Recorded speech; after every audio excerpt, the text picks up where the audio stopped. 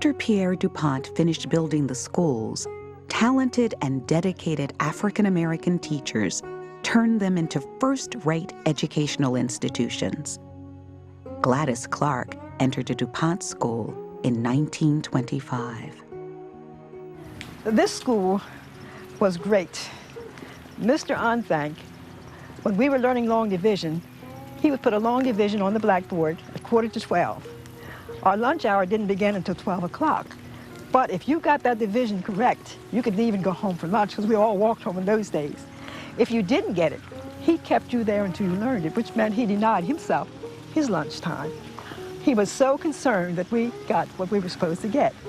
The teachers made great sacrifices for us. Segregation, however, hampered the teachers' efforts. What kinds of supplies did you have?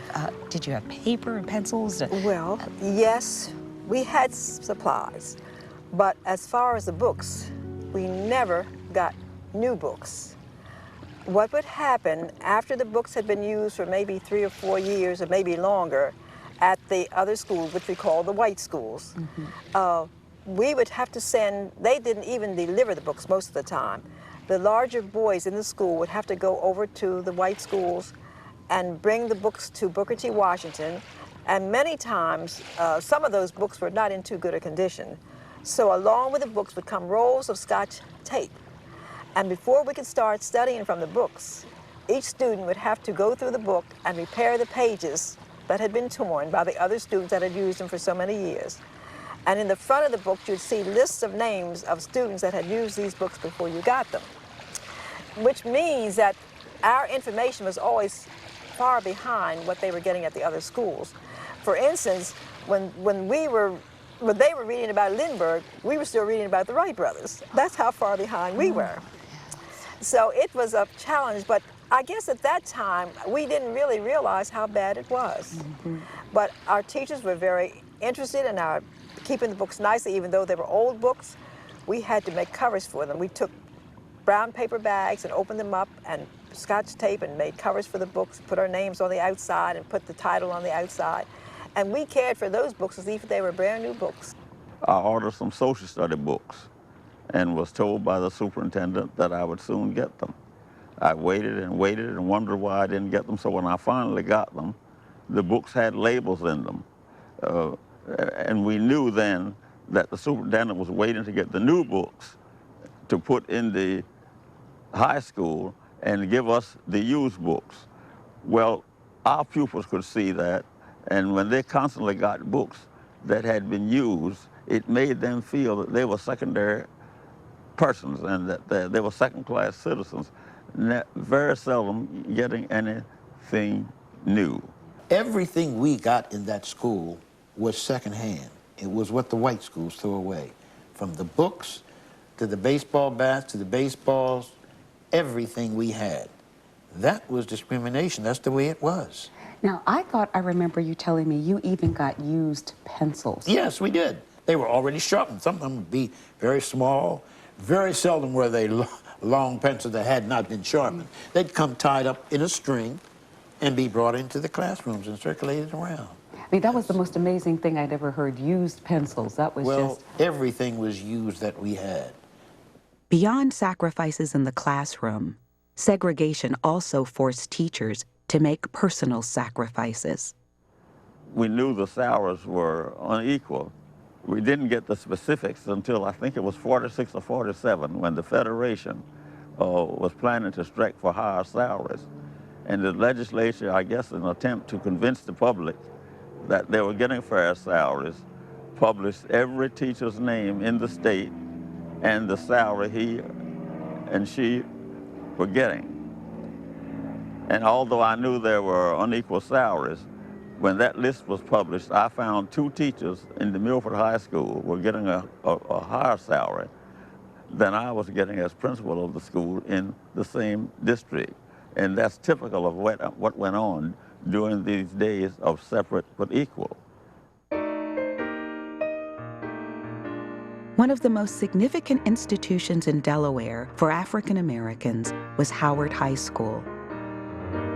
Built shortly after the Civil War, the original Howard High School became a center for African American education.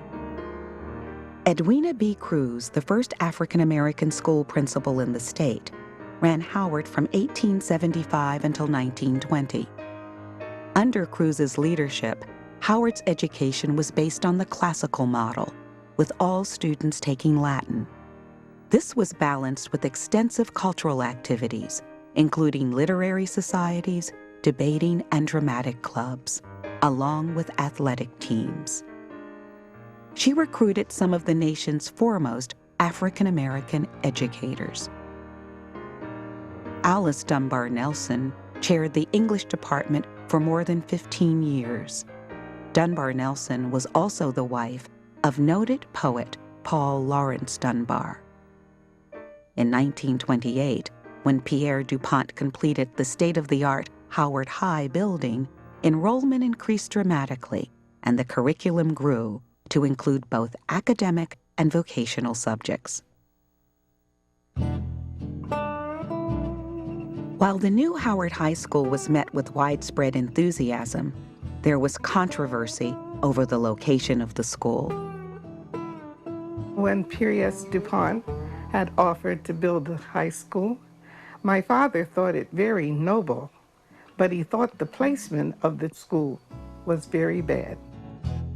It was in the area of two Morocco factories that used to deal with leather. The area was not a very nice area to be in the summertime. There was a stench from these animal hides that was offensive. In September through spring, they used to open their exhaust and a little fine mist would fall, and it was uncomfortable and unpleasant. He thought that the children did not need to be surrounded by those Morocco factories. And my father wrote a letter to the editor objecting to the placement of the new Howard School. Despite the controversy, Howard High School became a pillar of the Black community. Marian Anderson, W.E.B. Du Bois, and other leading Black figures spoke in the school's auditorium. It was the only free African American high school in Delaware until the 1950s. This is Sam Peterson. I'm a country boy, lived in Hockessin, Delaware. 1925, I decided I was going to go to Howard High School. We lived outside of the little burg of Hockessin, so we lived around about 2 miles from the train station. We had to walk those 2 miles and be there by 7:30 because the milk train came through, and that's when they picked us up. We got on that and rode into Wilmington at 16th and DuPont Street. We walked from there out Delaware Avenue, past Wilmington High School, on into Howard High School at 12th and Orange Street. And there's where we started our high school education.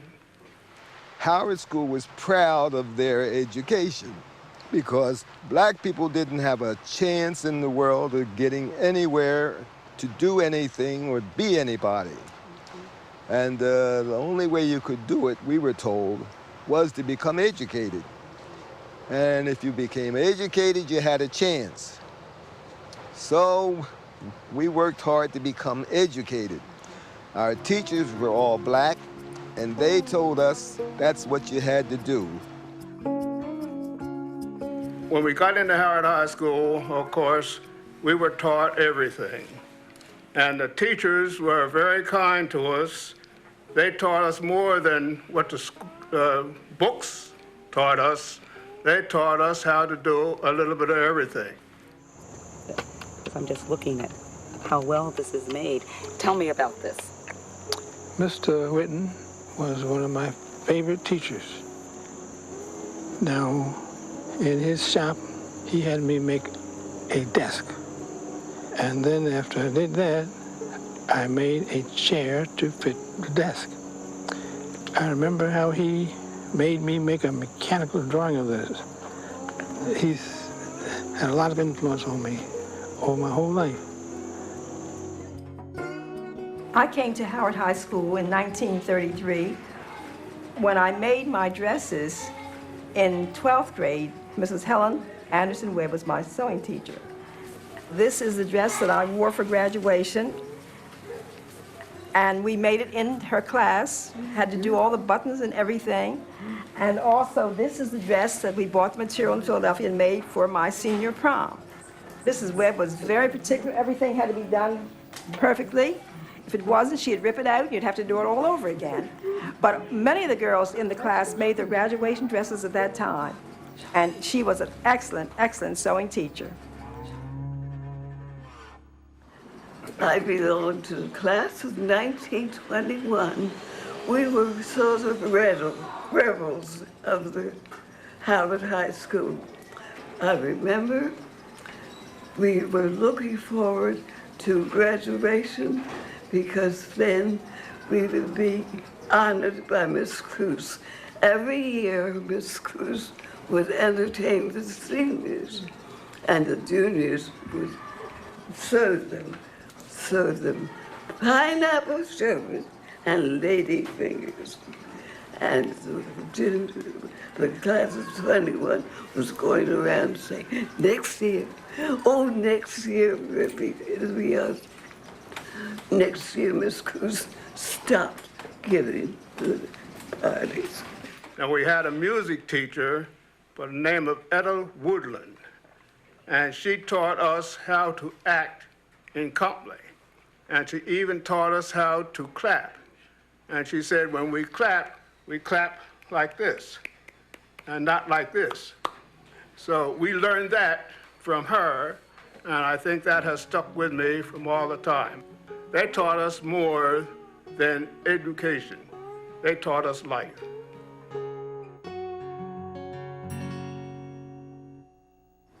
My connection with Howard High School goes back many years. My father was a graduate of Howard High School in the class of 1904. When my mother graduated from college in Boston, Massachusetts, her first job was in Wilmington, Delaware. And so she came to Howard to teach English in the English department with a minor in music. She stayed there for many years and then went out on maternity leave, and this young lady knew her. Yes, and I was very angry because she left with her maternity leave when she should have been teaching me. All right. The mother also taught night school. She taught night school at Howard. In those days, there were a lot of people who worked in the daytime, but who had not been able to go to school, so they didn't know how to read and write. So she asked the Board of Education if she couldn't use one of the schools to teach them at night, and they said, sure. So that's what she did. So they had everything. She decided that the elementary books were not for adults, so she used the Bible and newspapers as textbooks, and they learned that. And she thought they should have music, so they had all kinds of music. In night school? Oh, yeah. They gave cantatas.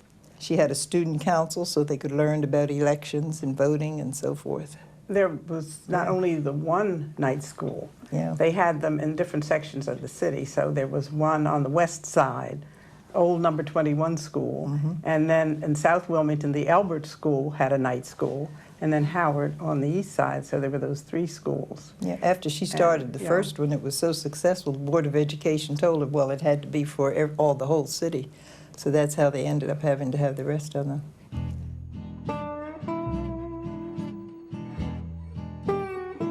For blacks in Delaware, daily life was a challenge.